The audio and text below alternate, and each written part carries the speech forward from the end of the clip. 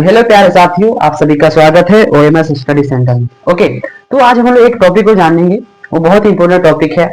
आप लोगों ने 12th क्लास में पढ़ा होगा या नहीं पढ़ा होगा, लेकिन मैं पढ़ाऊंगा। ओके, तो एक टॉपिक छोटा सा है। जो मेंडल है, मेंडल क्या एक वैज्ञानिक है, साइंटिस्ट है। उनको कौन सा पिता कहा जाता है?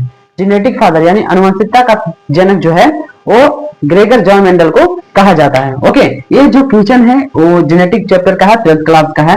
उसका जो है father of genetics, father of genetics यानी आनुवंशिकता का किसे कहा जाता है? तो मेंडल को कहा जाता है। मेंडल ओके, एक साइंटिस्ट है। इन्होंने क्या किया, एक साइंटिफिक तरीके से इन्होंने मटर पर एक उपयोग किया, एक्सपेरिमेंट किया। मटर में लक्षण पाए जाते हैं। उन्होंने एक क्वेश्चन है, उन्होंने जो है मेंडल ने उदाहरण मटर का चुनाव क्यों किया? जब चैप्टर में आप पढ़ेंगे तो इसमें एक जिक्र होगा एक पौधे के बारे में, पीस यानी मटर। ओके, मटर का जो वैज्ञानिक नाम है यानी पी यानी मटर होता है, इसका वैज्ञानिक नाम है क्या? पी मटर होता है। ओके,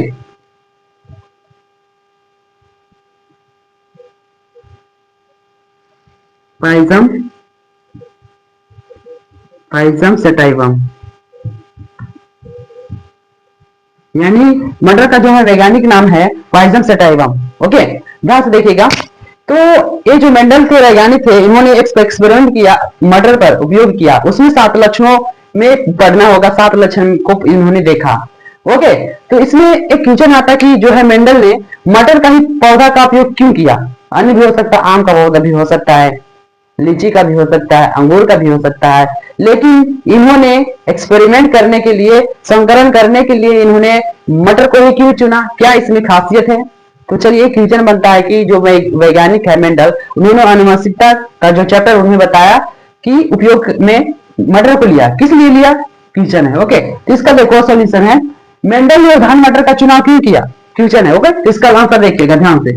पहले तो जो मटर होता है, मटर एक वर्षीय एवं छोटा पादप होता है, इसलिए कम समय में अनेक पीढ़ियों का अध्ययन कर सकते हैं। ये जो मटर होते हैं, बीज होते हैं, एक वर्षीय होते हैं, और लेकिन छोटा पौधा होता है, तो इसमें जो है कम समय में जो है इसमें अनेक पीढ़ियों का हम लोग स्टडी कर सकते हैं। इसमें बताते हैं वैज्ञानिक। ओके, ये तो फर्स्ट जो है। दूसरा जो है, तो उदाहरण मटर का पुष्प द्विलिंगी होता है।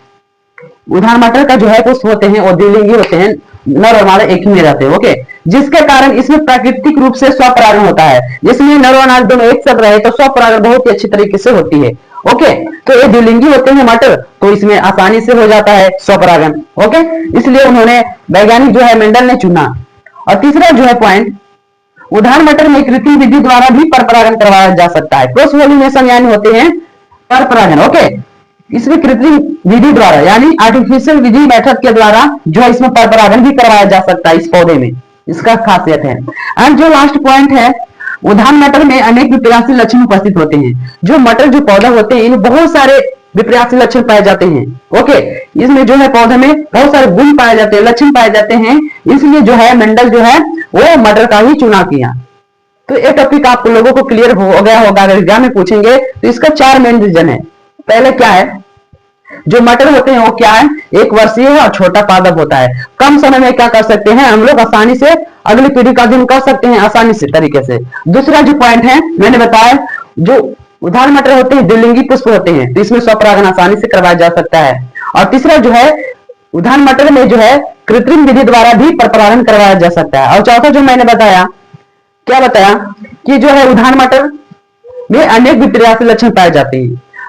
तो इसमें था, इसीलिए जो ग्रेगर जॉन मेंडल है वो मटर का पौधा का चुनाव किया, क्योंकि ये सारे उसमें पाए जाते हैं। ओके, तो ये सफल रहा। एक्सपेरिमेंट करके मैं बताऊंगा। ओके, तो आप लोगों को यह वीडियो कैसा लगा? अगर अच्छा लगा तो please like share and comment करिए। मिलते हैं नेक्स्ट वीडियो में। Thank you.